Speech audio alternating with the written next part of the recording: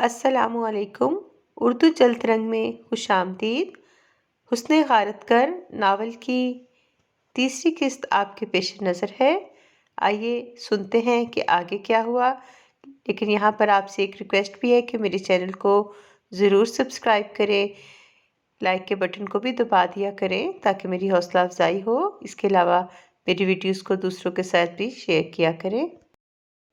انہیں کل آنے دو، ملوں گا، پرکھوں گا، گھر جا کر بچی کو حوصلہ دو، پیار دو، بچی پریشان ہو رہی ہوگی، بیٹیاں بولتی نہیں ہیں، دیکھ سن سب کچھ رہی ہوتی ہیں۔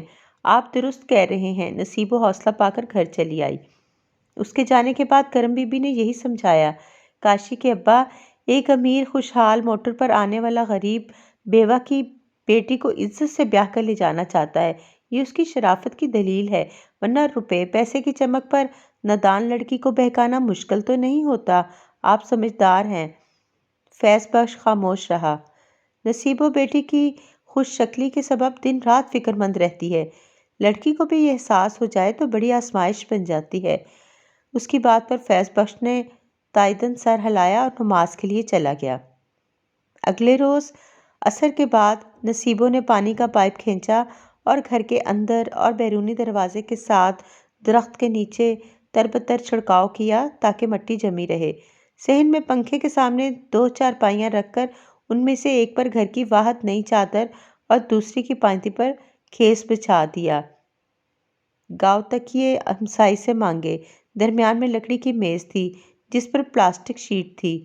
کوکا کولا کی 3 بوتلیں اور رومال میں برف بندھی رکھی تھی۔ روزینہ کو گلاس ٹرے تک سمجھا دی تھی۔ تواضع و استقبال کی اس دوڑ دھوپ میں اقراری رنگ ضرور تھا، مگر روزینہ ابھی تک بے تاثر تھی۔ موٹر کا ہارن بجا۔ پہلے سے موجود کاشی انہیں اندر لے آیا۔ چودھری اور اس کا کل والا ہم عمر دوست سلام کر کے بیٹھ گئے۔ کاشی بجلی کی طرح دوڑ کر اپنے باپ فیض بخش کو بلا لایا۔ فیض بخش بلند آواز میں السلام علیکم کہتا ڈیوڑی سے نمودار ہوا۔ دونوں نے اٹھ کر سلام کیا۔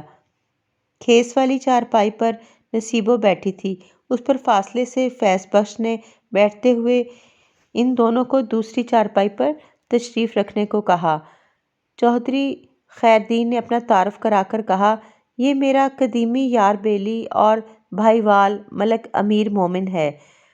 آپ سوچو گے کہ کوئی رشتہ دار سگا بھائی بہنوئی لے آتا، آپ کو تو پتہ ہے شادی شدہ بندہ دوسری کرے تو بہت سوں کو دشمنی ہوتی ہے، بات بگاڑنے والے زیادہ ہوتے ہیں، بنانے والے کم۔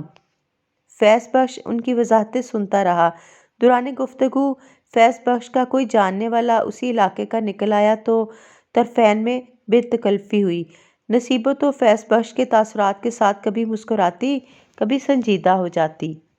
حق مہر ہماری مرضی کا ہوگا، ہماری کماری بالڑی بچی ہے۔ اب معاملہ اقرار سے شرائط پر آ گیا تھا۔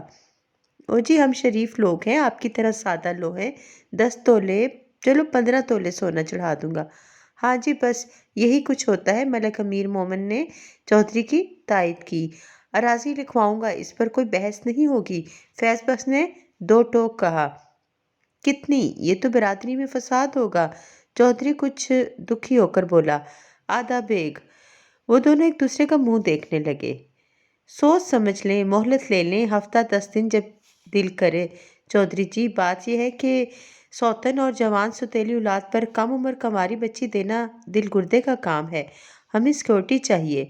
نصیبو تو فیض بخش کے برادرانہ ساتھ پر ایمان لے آئی، اش اش کر اٹھی۔ وہ 1 ہفتے کی مہلت مانگ کر چلے گئے۔ 1 ہفتے کا یہ بھی فائدہ ہوا کہ نصیبو کی سوچ میں تو ایک مرلہ کم نہ کراؤں سے لکھت پڑھت سے کیا ہوتا ہے، اصل چیز نصیب ہے پر آ گئی۔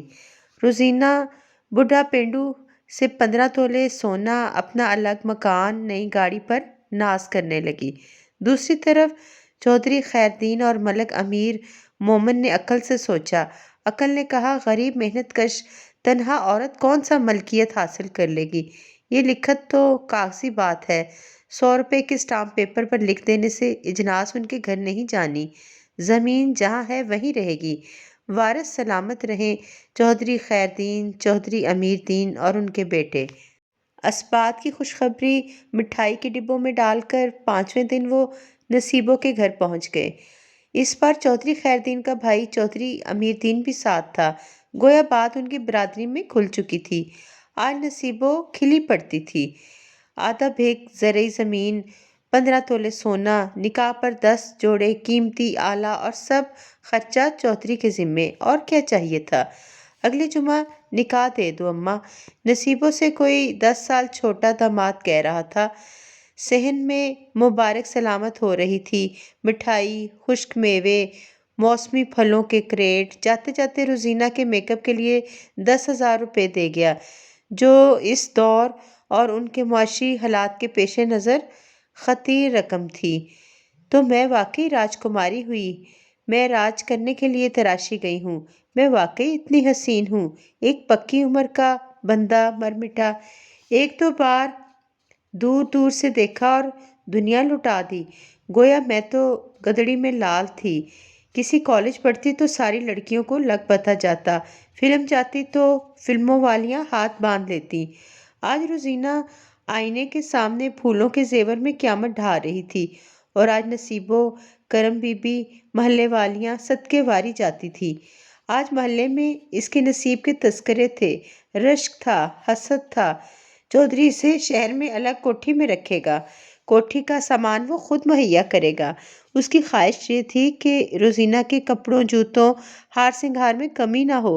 چنانچہ نصیب و جہیز کی فکر سے آزاد ہو کر محلے کی سمجھدار نوجوان بہوؤں کی مدد سے بہترین کپڑے، ہم رنگ جوتے، جیولری اور میک اپ لوازمات خرید رہی تھی۔ محلے کی جوان لڑکیوں نے روزینہ کو میک اپ کے سامان کا استعمال سکھایا، کچھ ڈھنگ بتائے، سوجھ بوجھ دی۔ نکاح کے دن خود آ کر تیار کرایا۔ وہ سرخ کامدار لہنگے، سنہری چولی اور سرخ جھلملاتے دوپٹے میں قیامت ڈھا رہی تھی۔ 15 تولے کے سونے کے زیورات نے کلائیاں، انگلیاں، سر اور گردن کو 4 چاند لگا دیے۔ جب اسے دلہا کے برابر بٹھانے کو لایا گیا تو دلہا چودھری خیر دین استقبال کو اٹھ کھڑا ہوا۔ اس کی نظروں میں تفاخر تھا، اور یہ فخر ایک حسین ترین لڑکی کا شوہر ہونے کا تھا۔ بارات کی 2 عورتیں، چودھری کی بھابھی اور ملک امیر مومن کی بیوی، دلہن کو دیکھتی رہ گئیں۔ ایک نے دوسری کو ٹھوکا دیا، "کڑی تے رج کے سونی ہے، تنور والی کی بیٹی نہیں لگتی۔ میری بہو سے بھی عمر میں چھوٹی ہے۔ پروین کا تو سمجھو قصہ ٹھپ ہو گیا، کہاں سورج، کہاں بجھتی راکھ"۔ سونی دلہن کے الفاظ روزینہ کے کان میں پڑتے رہے، اور اس کی ہر ادا میں دلہے کے لیے "میں تم سے بہت آگے کی چیز ہوں" کا انداز در آیا۔ ایک کچے چھوٹے مکان سے وہ سجی سجائی کوٹھی میں آ گئی۔ چودھری نے تو اس کا گھونگھٹ اٹھاتے ہی تعریفوں کے پل باندھ دیے۔ "تجھے پہلی بار دیکھا ایسی بجلی دل پر گری، دل کباب ہو گیا۔ پکا فیصلہ کر لیا تجھے اپنا بنا کے رہوں گا۔ کہاں تو پھٹے پرانے کپڑوں میں جوانی گنوا رہی تھی۔ تیری اماں نے زیادہ سے زیادہ کسی ریڑھی پان سے تیری شادی کر دینی تھی۔ میں دیکھ تجھے ہیرے موتیوں میں تول کے لایا ہوں۔ ناز کرتا ہوں اپنے نصیب پر، تو بھی ناز کر اپنے نصیب پر"۔ روزینہ نے اپنے اوپر ناز کیا یا نہیں، اسے نئے گھر میں سکھ ملے یا دکھ، یہ جاننے کے لیے اس ناول کی 4تھی قسط ضرور دیکھیے۔ شکریہ۔ اللہ حافظ۔